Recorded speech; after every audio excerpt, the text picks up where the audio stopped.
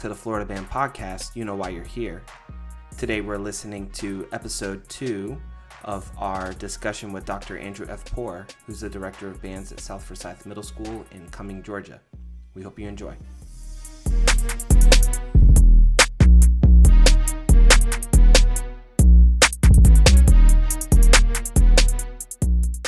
When it comes to communicating, because we talked about earlier 8-sentence maximum in a lot of your writing and don't put too much in writing and things like that. But what is your process, or what are you in the habit of doing when it comes to communicating with your students and your parents about updating them on concerts and expectations and deadlines and things like that? Like, what do you typically do?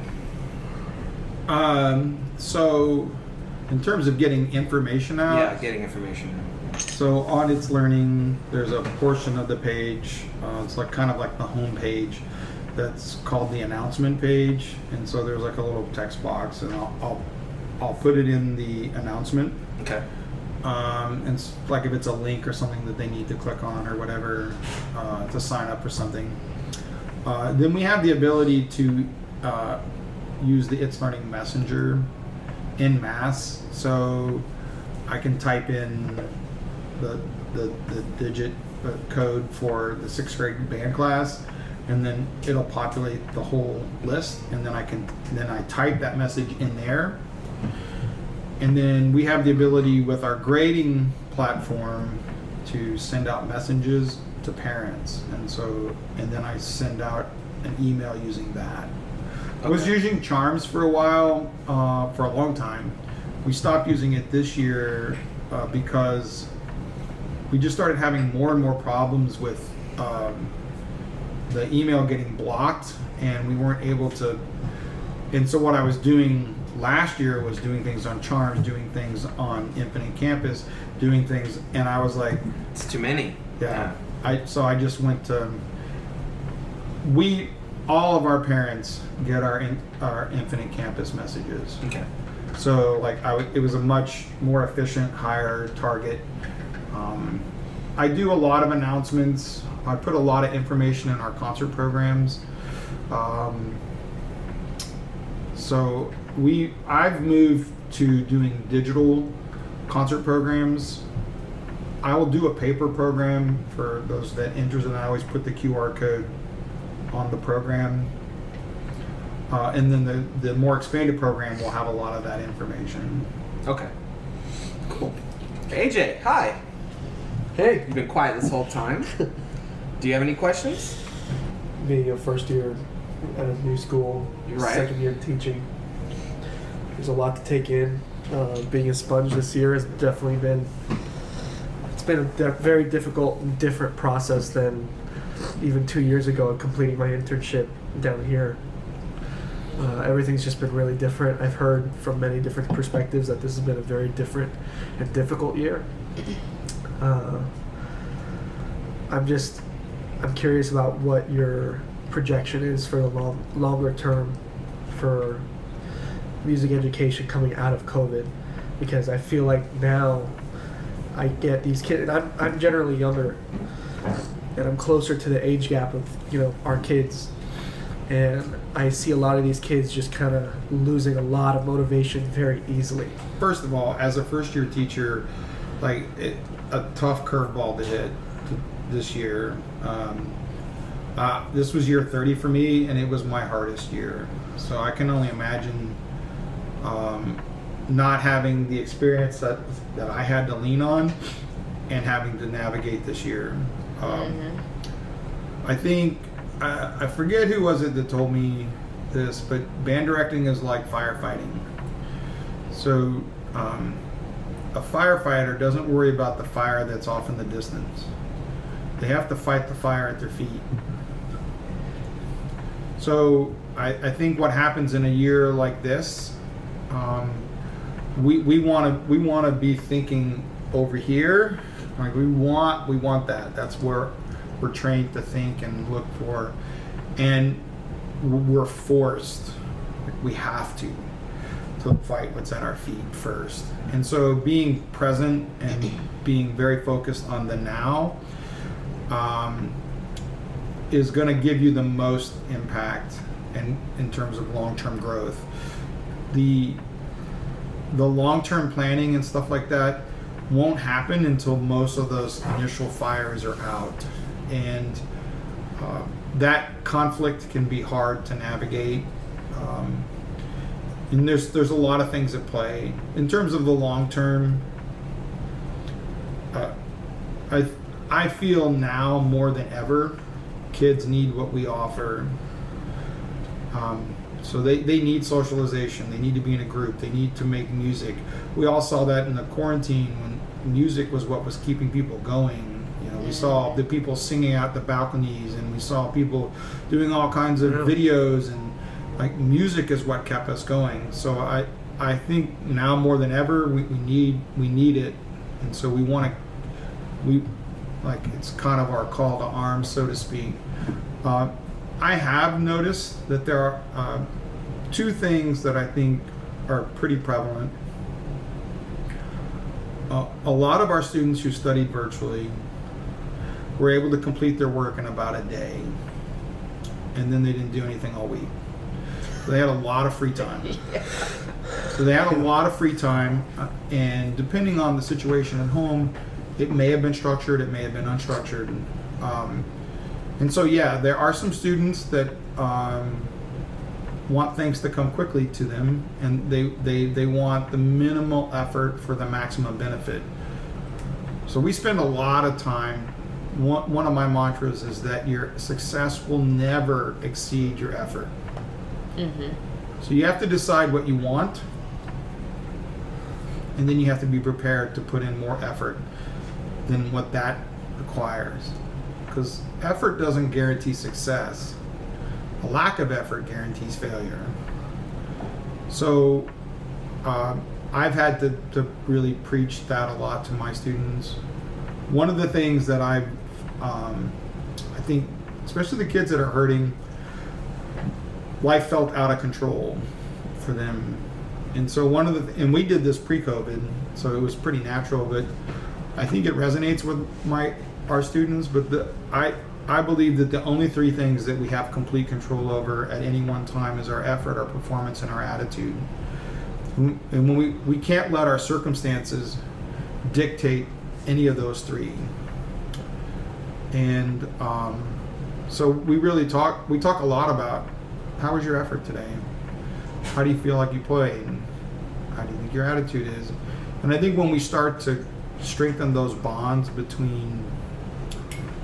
when students realize that effort drives performance, performance drives attitude. Because I tell my students, the really passion is the byproduct of hard work. Passion is not a lightning strike for the lucky few. And we do kids a disservice, I think, when we talk about find your passion. Find your passion and follow it. Like they're walking around the room like looking for it, like it's Where's Waldo, And it's passion is find something, put a lot into it, see if it's something that you like, something that you could be good at. And I always use the analogy of runners. Okay, somebody who's not a runner. I have a good friend of mine who's recently he's my age, he really got into running, and he's now run the Chicago Marathon, the Boston Marathon, the New York Marathon. Wow. And then you have Reggie. No, it's not Reggie. I know, but yeah, he's another one. But that running. So, but you don't just sit on the couch one day and go, you know what? I think I'm going to go run 3 marathons. Yeah.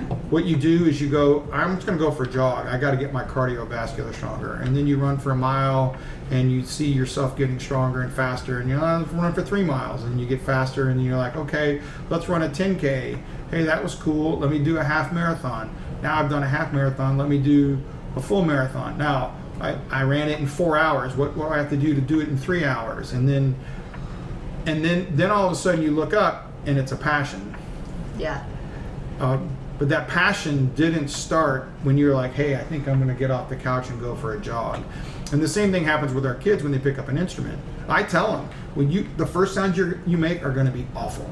You're going to sound bad. It's not going to represent, it's not going to even sound anything like a musical instrument.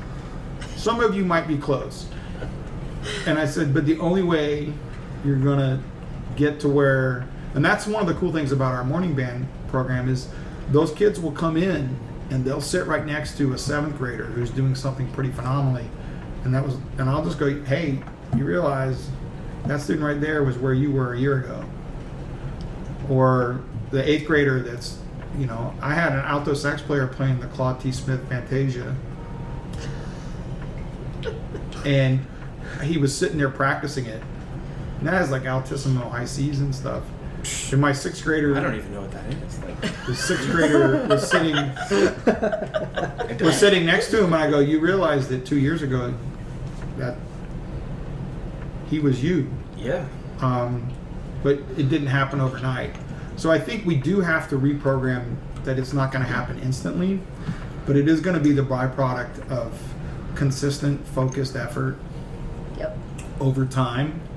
And that's a really important life skill that we're providing them that they're going to need outside of our classroom. So is it going to be easy? No. Are there going to be challenges? Yep. Are we going to have kids drop out because it is more than they're willing to give? That's possible. But that doesn't mean we don't stop trying. But I will say this too, because it was very discouraging this year. I saw a lot of young teachers leave the profession. And you can't replace experience, and there's going to be a void in a few years when we don't have anybody beyond a certain level, because I have 6 years probably left and then I'm done. Technically, I could retire in 3. I can't buy my years in Florida, so even though this was year 30, I can't retire. My advice to young teachers is you need to focus on what's in front of you, and you need to stop comparing. Comparison is the thief of joy, and I've seen too many young teachers look at what's in front of them, and then they look at a program, say like mine, and then they go, oh, I'll never get there, and then So I may as well not try. so I might as well not try. The other thing is they allow things out of their control to influence their effort, their performance, and their attitude. So learning how to let go of things that you don't have control over is not easy, but I think it's important. And I think the biggest thing that most young teachers mistake they make is they try to do too much too fast. And I've seen that with people where they're like, oh, I want to have this big super mega program, and then they're like doing 9 zillion practices and morning band and this and that and this and that, and they burn out. Like there's one of you. Right. There's one of you, and the more you divide you, the less percentage you're giving to each one of those tasks. So it's much better to do fewer things and do them well. Limit your focus and scope, and try to grow the program that way. And then a lot of those other things will start to happen more organically. But this year, I mean, I'm not going to lie, if I could have retired, I would have.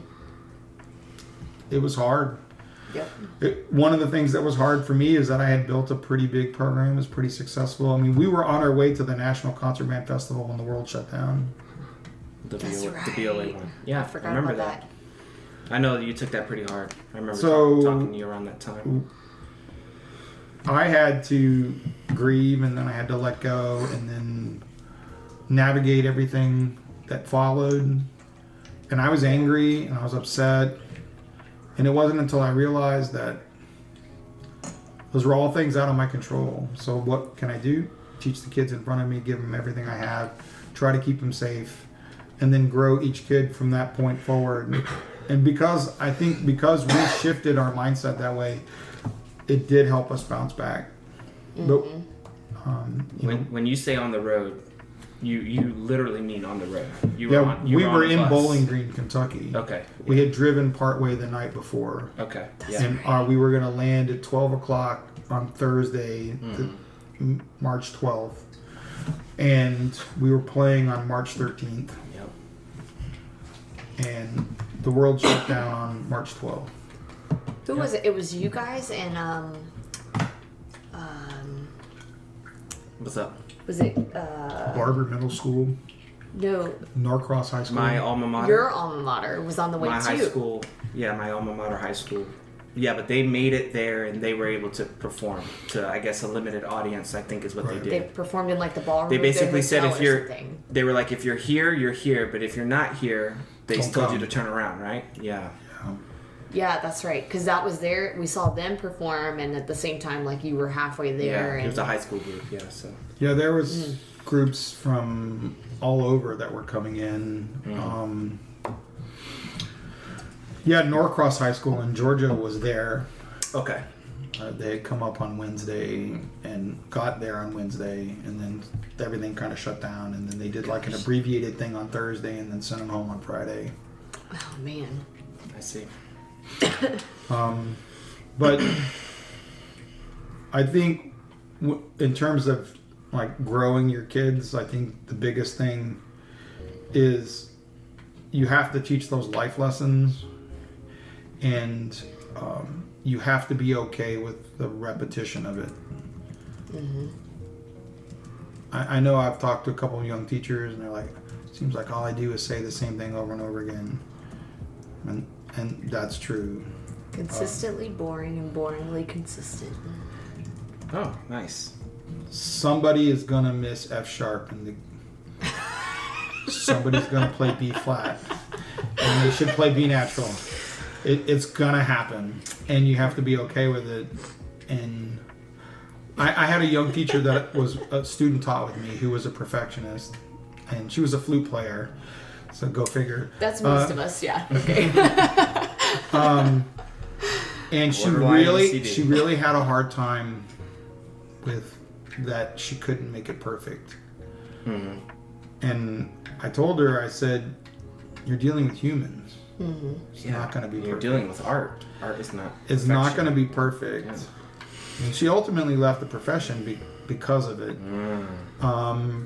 And she's doing really well, and she's happy, and so she found her, that balance, because obviously she wasn't going to be happy. But like part of teaching is it's not neat, it's not clean, it's inconsistent, and kids have emotions and they're different every day. And then I think the hardest thing for me has been not letting things not from the students, like I can handle the students. I struggle more with like an email that was poorly worded that I opened right before class, whether it's from a parent or an administrator or a colleague, or an interaction with a colleague that was negative, or a negative experience with an administrator or something. I let those things bother me more than I should. Yep. And ultimately, it goes back to those three things. Like, my response is my choice. My attitude is my choice. And I think the more we can model that for our kids, the better. Do you have, or did you ever, when you were a younger teacher, have experiences with the students, with the kids that you couldn't handle, that you now can? And if so, how did you kind of grow into that? If I had students that I couldn't control, yeah. Those negative interactions that you mentioned now that kind of put a damper on your attitude. Did you have those with students as you were a younger teacher, and how did you grow out of that? I think for sure. I mean, I think I can think of a few names. I'm sure there's probably more. I think one of the things that I've learned how to do better that I think has helped is I don't take things personally, especially when it comes to the students. So a student quits my band, I don't take it personally. A student, and I used to take it very personally. A parent sends me a nasty email. I don't take it personally. Yeah. So when I have those students act out in class, I try to view it through a different lens. And I think that's helped a lot. Like I've said it already, I really believe it. Hurting people hurt people. So almost all negative behaviors you see are a result of some form of pain. Sometimes it's attention seeking, but that attention seeking has its root in pain. It has roots in disconnection. It has roots in rejection. Looking at it through a lens of empathy. So I think the first thing when you have a negative interaction with somebody is we take it personally. We see it as an attack on me. I still struggle with it. One of the things that's rampant this year in my particular schools, I've talked to a lot of people about this, and I don't know, maybe you see it, maybe you don't with your kids, but if you redirect a student, and like I don't make, like if a kid has their phone out, I'm not one of those guys that's gonna blast the kid.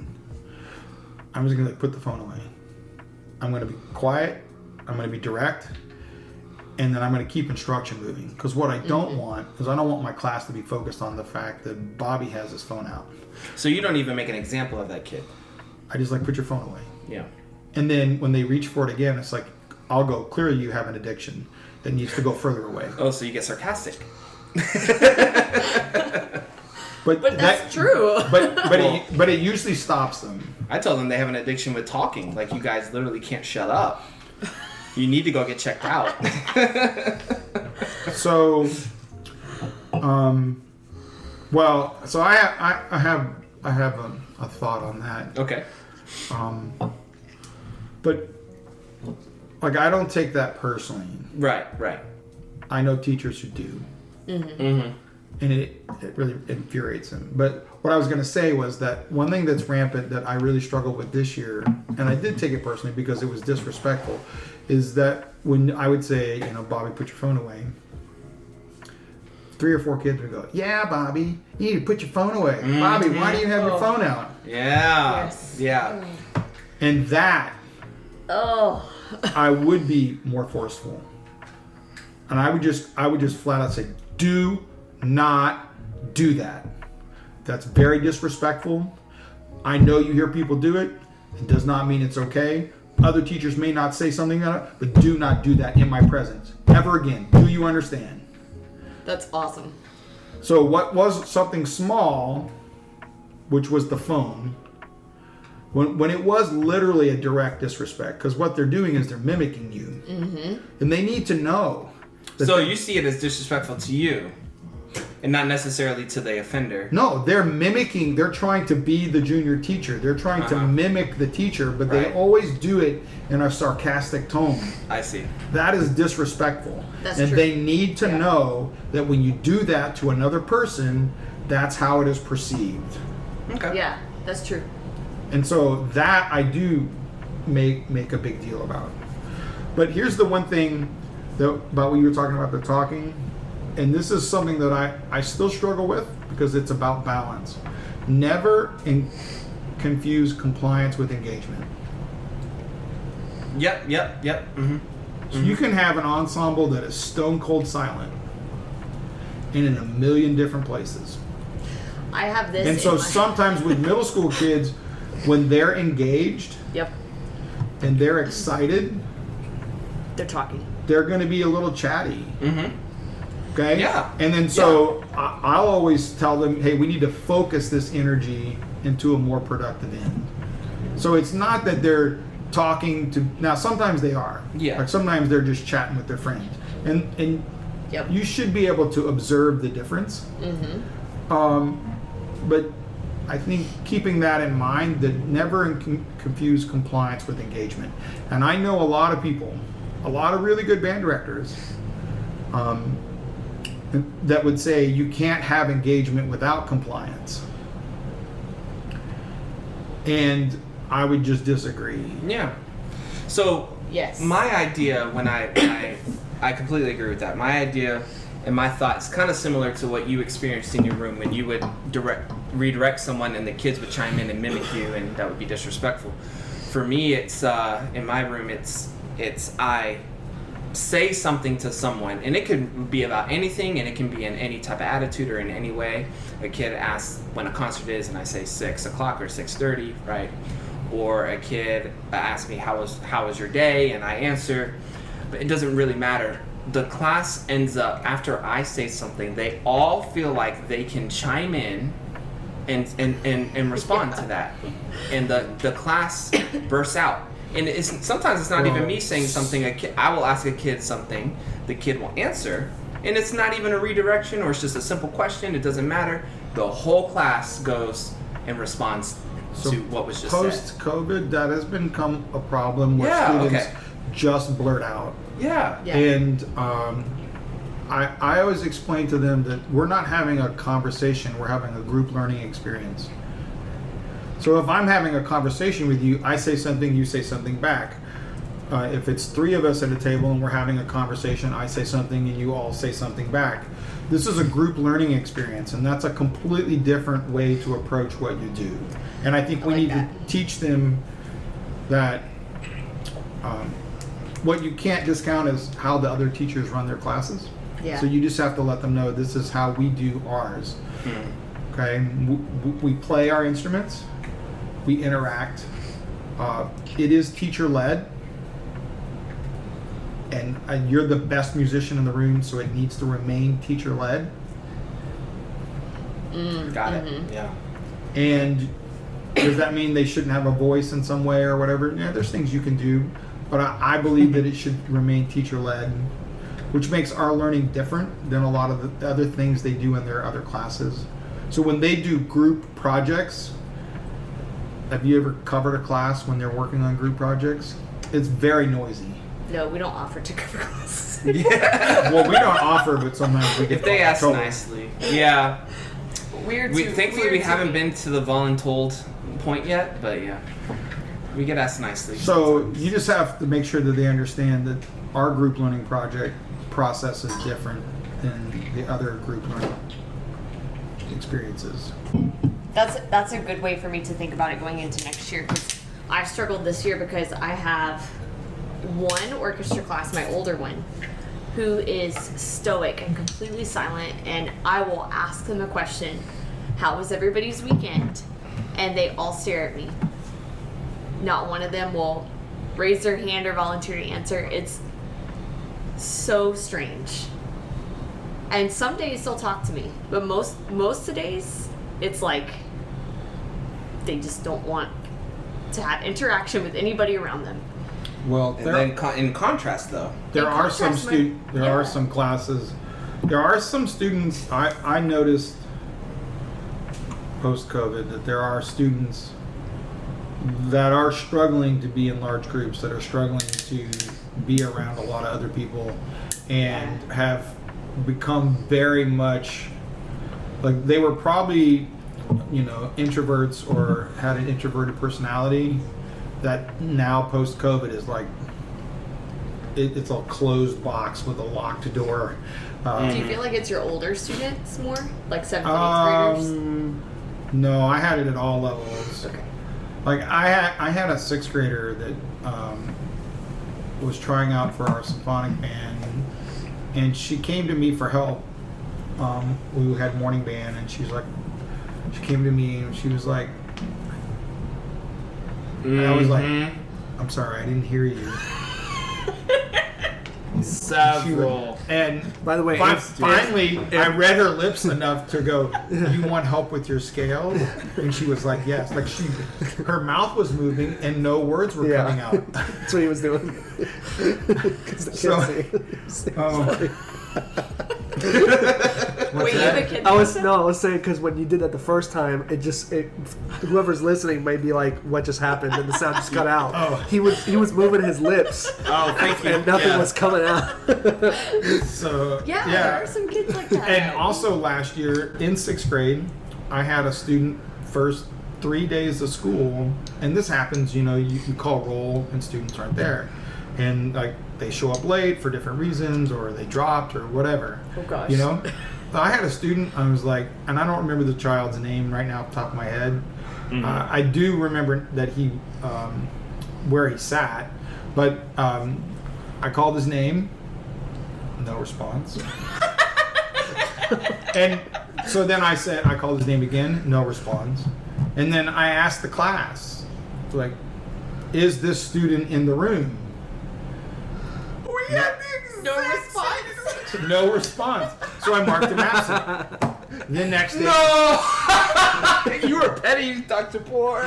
how was I supposed to know? Yeah, you didn't know. No, Then I the get next it. day I marked him absent again. So you same didn't thing. know. Okay, yeah, The third day, I marked him absent, and on the third day, I get a phone call from the parents, like, why do you keep marking my child absent in band? And I'm like, they don't respond. Yeah. Like, I've called their name, I've asked if there's anybody here by that name, and Did they go by a different name or anything? No, the mom just said, yeah, he's really shy, really quiet. It's just like ours. Mm-hmm. Because we had the same situation, I but was it like, was. well, I get being shy, I get being introverted, but like That's fine. You gotta say, like I even said, just raise your hand, and like They wouldn't even do that? Get out of here. No, we had a kid who I was looking at him, and I'll bleep this out, but I said, "Is your name?" He stares at me. I mean, I'm on the podium in front of the beginning band class. He's just staring like through my soul. Yep.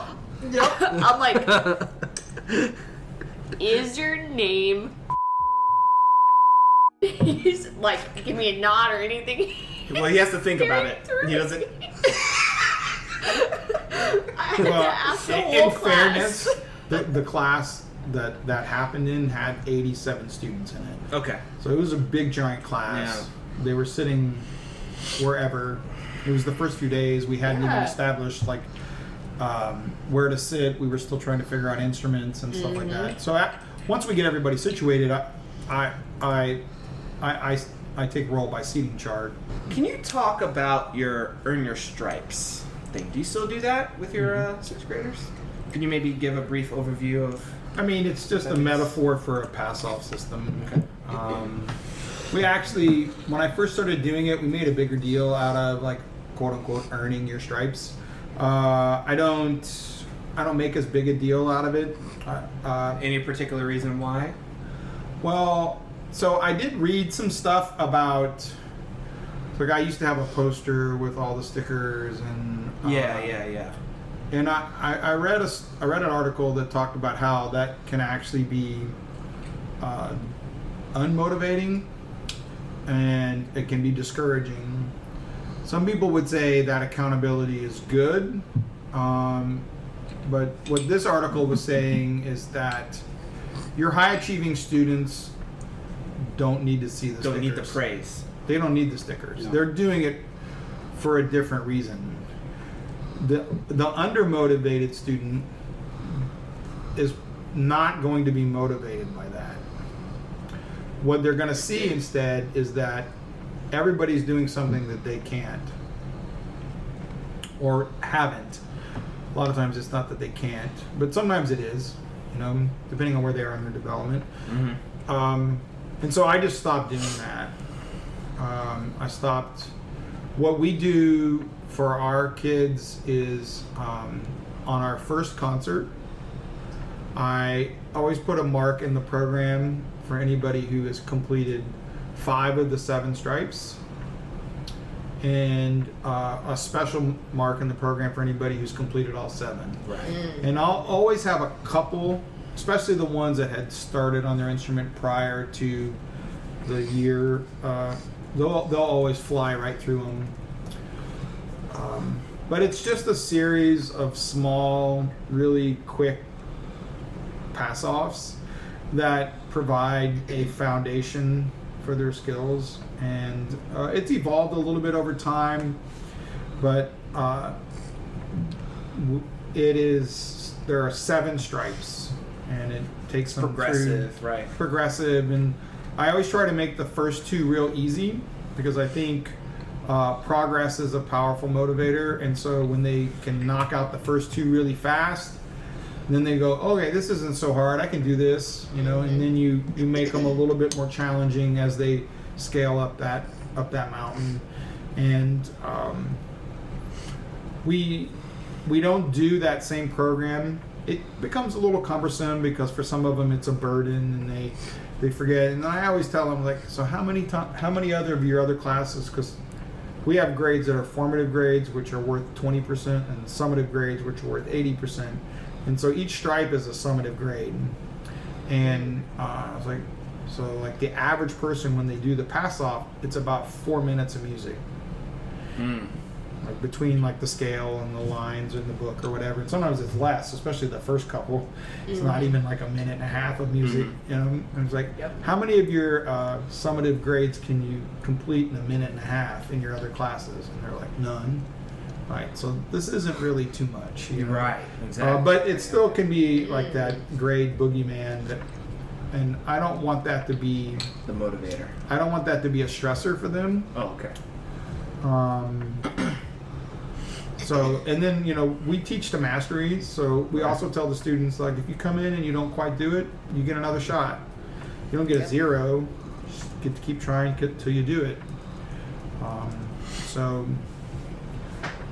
That's how we do the 6th grade or the first year students. We did it with our 7th grade beginners.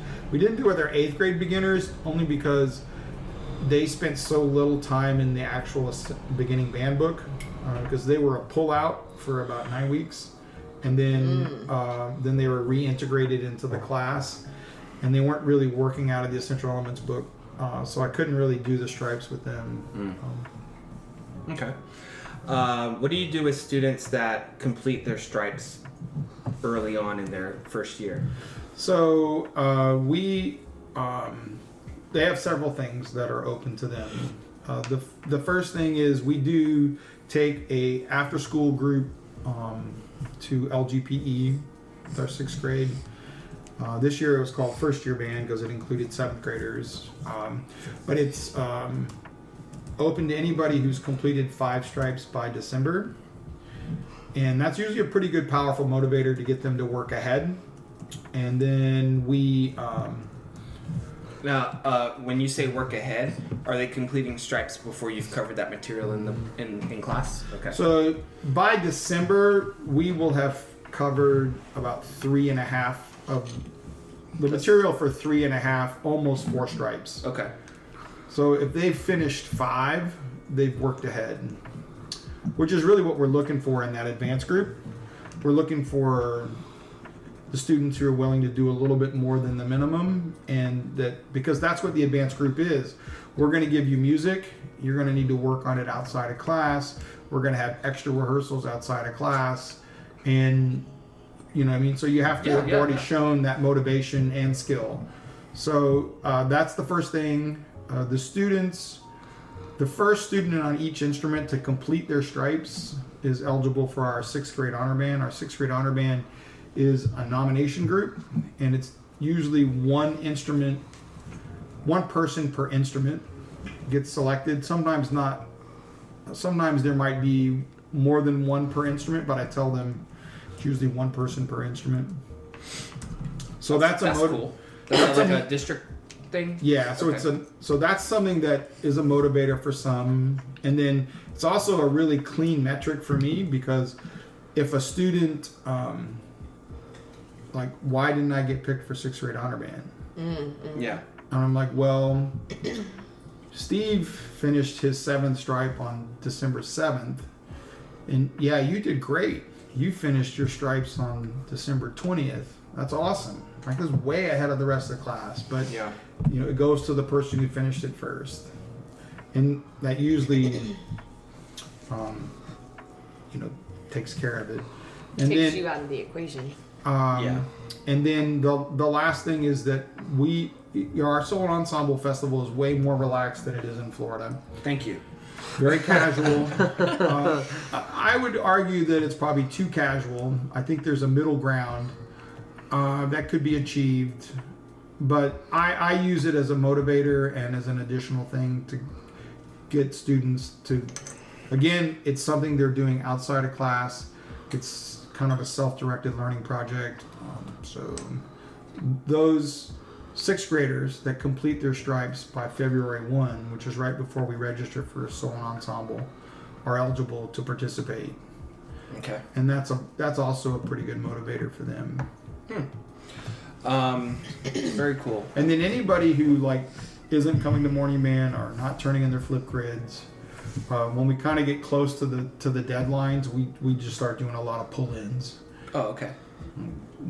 Me or my colleague will pull them in and we'll just basically work them through the stripes.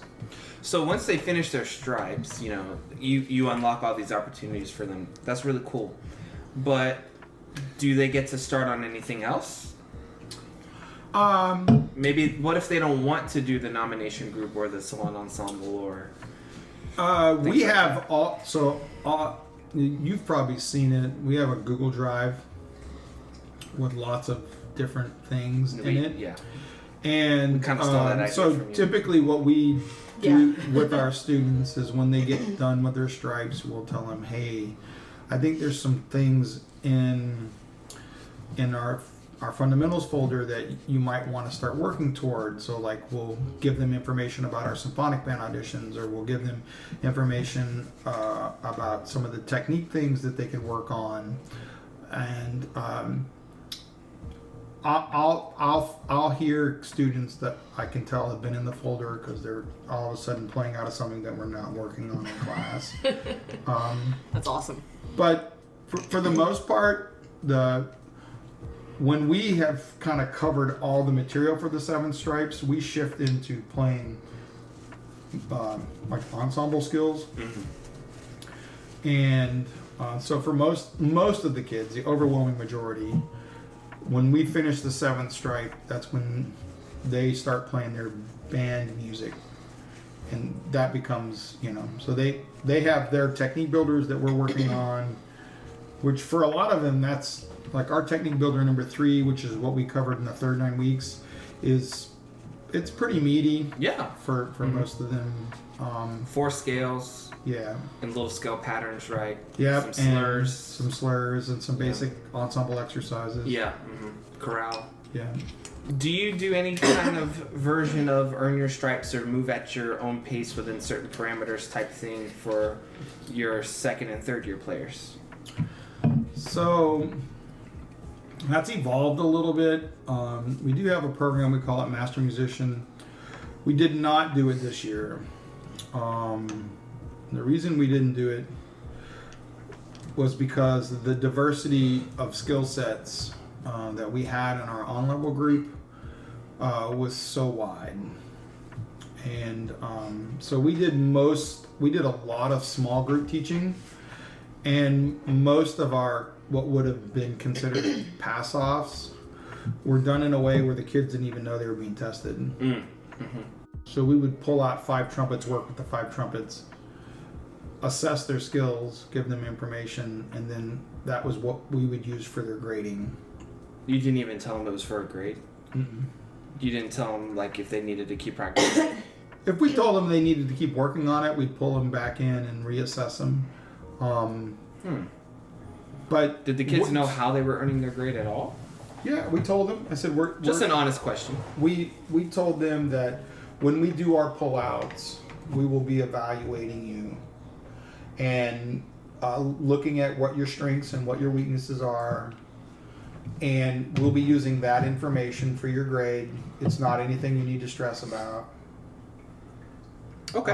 And what we were looking for was growth. Right. So you're grading more on growth than meeting a certain. Well, because we had everything from pretty good. The skill set was so wide in your class. We had pretty good to square one. Yeah. So there was no way to do a uniform grading scale. So for example, a kid that is quote passing off with you or whoever they're pulled out with, Technique Builder 1. That quarter they could not play Technique Builder 1, but maybe by the end they could. So we would we would pull out what we were working on in class. Oh, okay. It might be our Technique Builder, and then we would see how they were playing. Uh-huh. And then we would see how the students playing, and then we would do some more exercises, and we would the growth was exponential. So like, if anybody came to me and asked me like, how'd you do your grading? I was like, okay, so on our first concert, our 7th grade concert band barely played two grade halves. Okay. And a grade 1. Okay, that was the best we could do. And a lot of the kids struggled to play that. On our last concert, they played 6 pieces of music, and the hardest piece was a grade 4. Brass tacks, like actual grading, putting grades in the grade book. Were you just kind of So, I mean, we had measuring based on the growth of the group or the individual, or? I mean, for us, there wasn't a metric that we could have Okay. used that would have been fair. Okay. Like, if I had imposed a metric on the kids, it would have either been ridiculously easy for anybody beyond a beginner, or impossible For the beginners. There was not a middle ground. Okay. So we did it. It was in a way where we listened to them, we evaluated them, we took notes, we gathered data. It wasn't measured using a metric. It was measured using growth. I think that's so. awesome. We're like, Yeah. at the beginning, some of the kids were barely playing 5 notes. Yeah, exactly. And then at the end, when we're playing through the last piece of music, which is What piece was Brian Baumage's Sun Cycles. Okay. And this is your second band? Second band? Okay. Very nice. And then you're like, okay, yeah, they got better. Yeah. I mean, And yeah. they might not have played every note right, or they might not have played everything perfectly, but Yeah. what we were looking at was growth. And for us, we felt like that was the more valid measure. Because I really feel like our grading in general doesn't fit into the mold of grading. Right. The whole world operates on pass-fail. The whole world operates on mastery. Almost every job in the military is pass-fail. Doctors, pass-fail. Lawyers, pass-fail. Accountants, pass-fail. Engineers, pass-fail. I never thought about it that way. Those are all pretty big, important jobs, right? And, we were somehow focused on this 100, 90, 80, 70, 60. Like, why do we need 70 gradations of failure?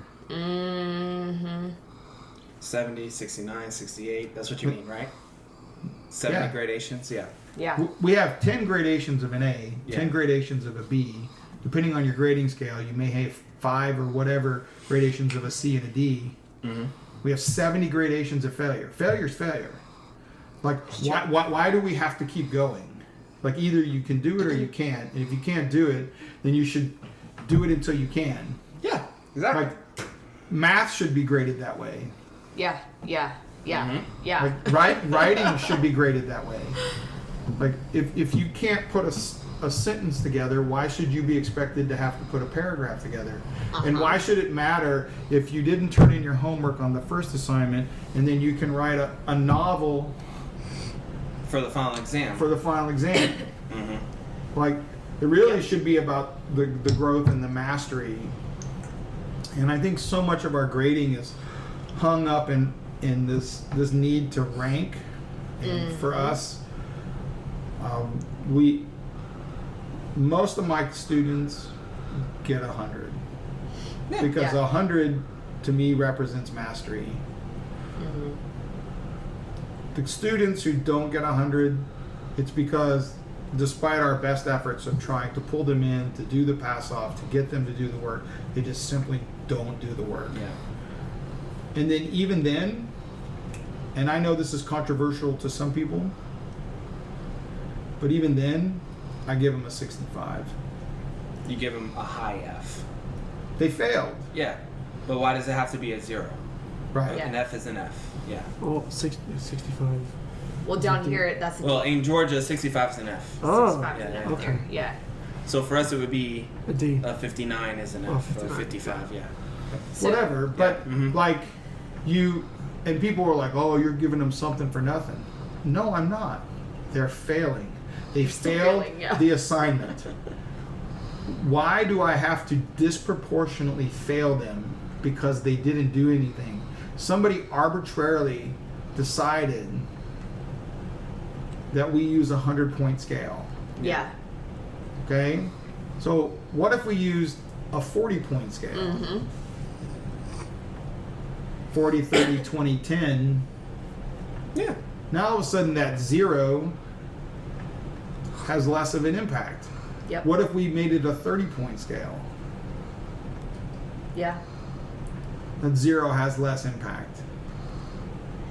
You know, like several years ago, I think we had this conversation with you because We we did. were struggling with how to grade students because we have them do a certain number of pass-offs every quarter. You have to pass a certain number every quarter in order Yeah. to earn this grade, right? But kind So of it's- regardless on what level they're on. So let's So- say a kid is on level 2 and a kid is on level 1, but they're in the same class. It doesn't matter as long as it's that specific number. That kid's still on level 1, that kid's still on level 2, but they end up with the same grade So because they've both grown. this conversation with you that we had like made us go, okay, if a kid does absolutely nothing, they don't pass any pass-offs, that's the only time they earn a 0. They pass one pass-off, they automatically jump to a 60, which is a D Yeah. in Florida. And then we add from there, and we also like have participation points where their attempts at pass-offs Earn them count points. more than their past pass-offs. I So think their all effort that's counts good. twice. And if it works, that's great. For me, especially with the population that I teach, they're very stressed about Grades. Mhm. grades. Oh, yeah. And the last thing I want is band to be another stressor. Mm-hmm. I feel So the same way. I want them to have accountability, but most importantly, I want them to experience growth. And Yeah. that's what we really preach, and is getting better and growing. And however we measure that is what really matters for them, and then we try to point that out. Mhm. So, for me, I try to keep the process simple, mainly because I have a lot of students, and the more complicated the system, the harder it is to track. And Yeah. I also want to keep it simple for the student, Yeah. because they already have a lot of complicated things where teachers are expecting a lot of different things from them, and we're not their only teacher. And so the more complicated we make it for them, it's just one more variable they're having to deal with. So for me, it's like you pass or you try again. Uh-huh. And then when we get close to grading periods, if they haven't done their pass-offs, we start pulling them in. Now that's not an option for everybody. Right. Okay. Yeah. So I get that. All right. Fortunately for us, it is. I have taught by myself for many years. So I do know what that's like. In that case, what I would do is I would hand those students like, hey, come see me at morning band. I need to hear you. All right. And then if they don't come, come see me after school. And if they don't come, then you've done what you could. But for us, that's how we handle it. We pull them in and we get them. Like, we force them to get there. And then when it comes to the grading, it's just either you did it or you didn't. Okay. And so it's real clear cut. And so it makes grading real simple. And our kids don't stress about it. So that allows us to focus, because I believe that grades are antithetical to growth mindset. Absolutely. Those kids that you force, that you just mentioned. By the way, no teacher can force anybody to do anything. It's probably the hardest lesson for any young teacher to learn. You can't make anybody do anything. Right. Everything is done by choice. Sometimes it's done with a lot of coercion, but it's still a choice. Was force a poor choice of words there, or? Well, when I say we force them along, I pull them in. Yeah. And we're like, hey, play for us. Yeah. And then even if it's not quite to the same standard as everybody else, we get them to a level where they feel like they got better. Okay. That's what I was going to ask. And do you see that as generally positive for the kids? Well, I definitely think the fact that grades are not a huge stressor, that our grading system is simple, that they're growing, that we're working with them to help them grow, has played a huge factor in our retention. Okay, that's good. I was kind of leading to program building relationships with students. Is that one of those things that plays into that? I think it does. Yeah. I think. What other ways do you build relationships with your students other than, the pullouts, hearing them one-on-one or as a small group? We use the morning band time as a way to connect. We also have a period called flex time where the kids can go to different places to do different things. So during those times, are you present? Are you among them? Are you working with them? Sometimes I'm trying to cram other stuff in. So Okay. We have morning duty that we have to do sometimes. Okay. But yeah, we're there, and that's when they do. A lot of times the kids come in to do pass-offs or ask for help for solo ensemble. Help for district honor band stuff. So we talked about earn your stripes. We've talked about high levels of coercion.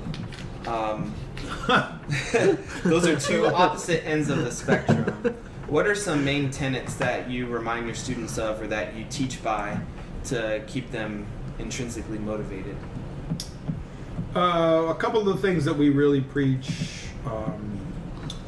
is that the three things that we ask them to do every day is focus, listen, tone. It's written on our board. It's in the front of the room. Because you can't do anything great without focus. And as my private teacher told me in 7th grade, nobody cares unless it sounds good. So you have to make great sounds. And you can't make great sounds without listening. And you can't listen without focus. So focus, listen, tone are the three, and we tell them if you do those three things for us, you will get a lot better. And another important tenet of our program that we preach pretty regularly is that the three things that you control every day, regardless of your circumstances, are your effort, your performance, and your attitude. And that's a linear relationship and a cyclical relationship. So effort drives performance, performance drives attitude. Attitude is a byproduct of effort, performance. And then as you grow, you get, you want to put out more effort, your performance improves, your attitude improves. And so that's connected to what we call the fun cycle. Work hard, get better, have fun. Do you have that posted in your room, the fun cycle? Fun only precedes work in the dictionary. When students say, Dr. Poor, I'm not having any fun in band, the first question I ask them is, how frequently are you playing your instrument outside of class? It's no fun to be bad at something. So if you want it to be more fun, you have to put in the work to get better. And then probably the last big thing that, well, actually there's two more. Okay. One, and this comes from the book Peak, but we talk about the levels of practice. Casual, purposeful, deliberate, and we have a big poster that talks about deliberate practice. And so one of the key components is the focus, one is to be goal driven, one is to have the feedback loop, which is both individual and from a teacher, and then it's repetition. So the highest performing people, they're focused on what they're doing, they have a goal, they're self-evaluating, that's part of the feedback loop. They have a master teacher that's kind of interacting with that feedback loop, and then they're giving them repetitions. You said that's all from peak? So we talk about what, like when they're just kind of being, they're not really motivated, they're not very focused. Well, like this is casual effort, and I always tell them casual effort gets you really good at being not really good. At being casual. No, because practice makes permanent, and so Yeah. if you're approaching it casually, you're going to develop habits that will become roadblocks. Yep. So when you're casual in your effort, you will get really good at being not really good. Like it will prevent you from growing.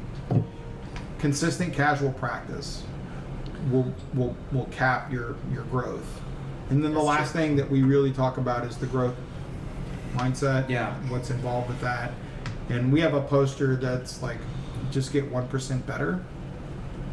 And we tell them that music is also multiplicative. This is one of Nate's things. So if you take 96% accuracy and 93% accuracy and 95% accuracy, they don't add up. The number actually goes down. So if you have some people that are at 100, 100, 100, 98, 95, 93, 92, that's why bands sound the way they do. So it's not addition, it's multiplication.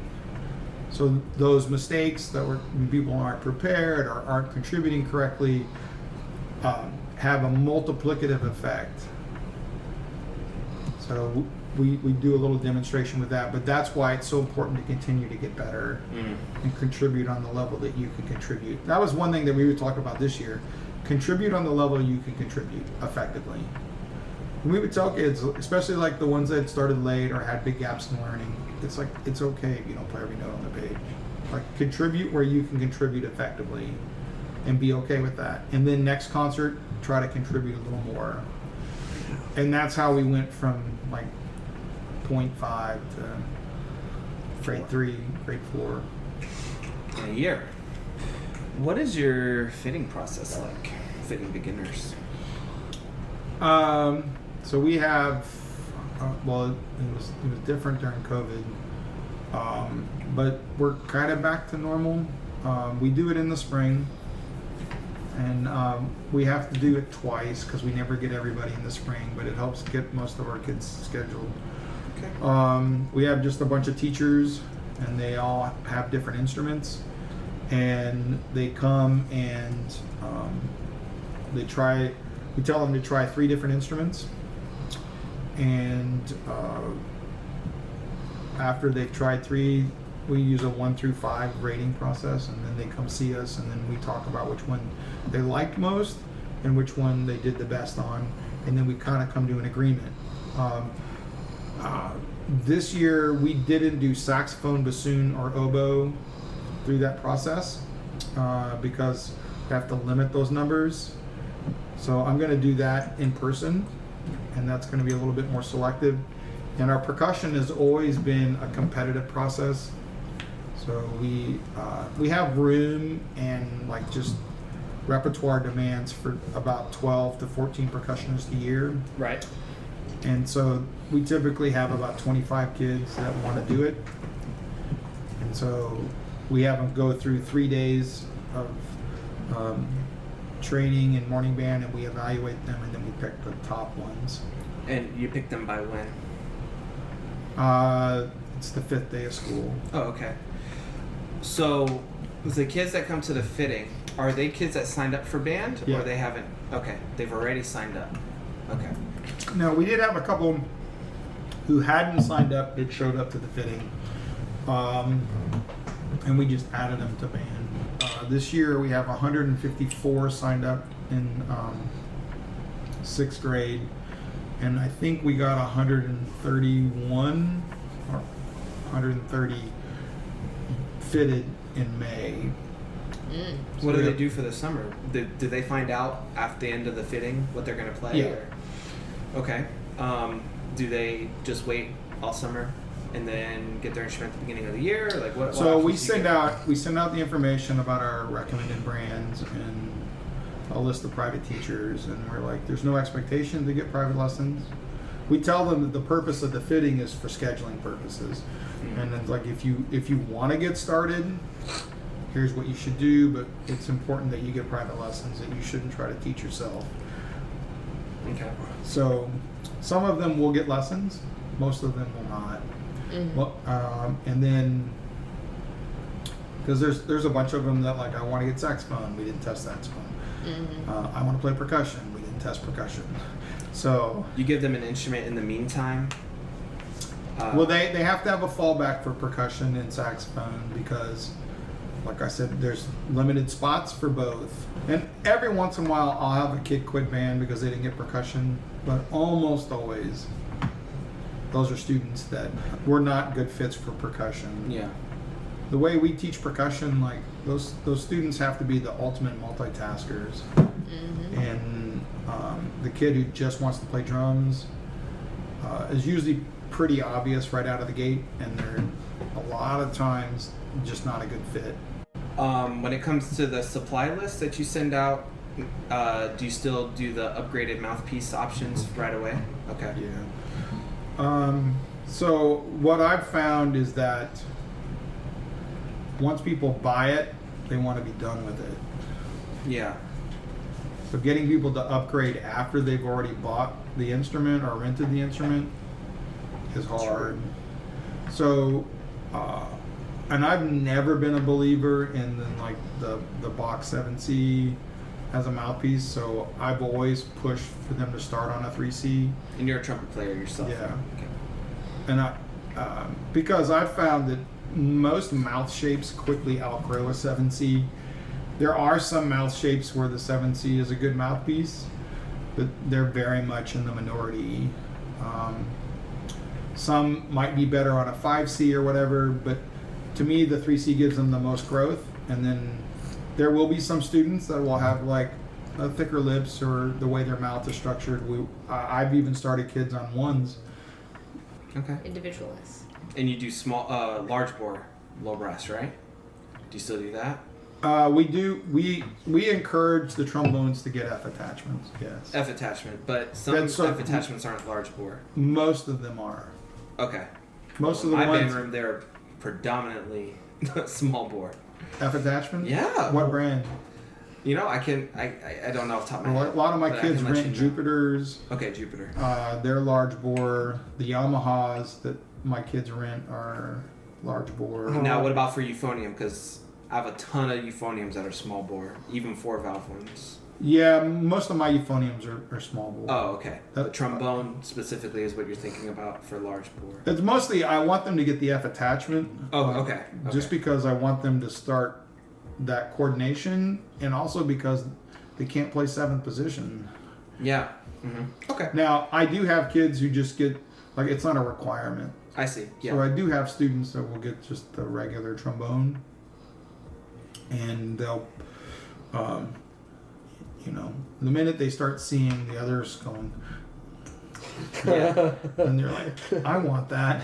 Yeah. And I've had that happen many times where they'll rent the regular one first, and then within a few months, they're like, all of a sudden they show up with a nice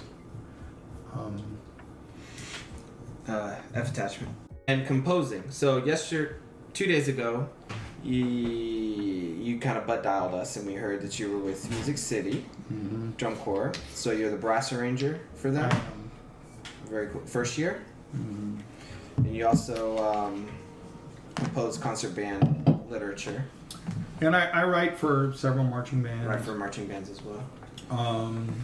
So I have a pretty extensive background in drum corps. I marched for 6 years in the 80s, and then I judged for like 18 years, and then I've been, this is my 13th year teaching drum corps.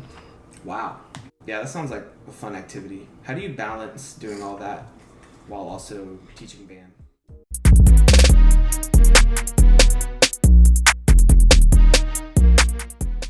Thank you for listening to the Florida Band Podcast in Episode 2 with Dr. Andrew F. Poore. Episode 3, the last episode, will air on September 7th. We hope to see you then.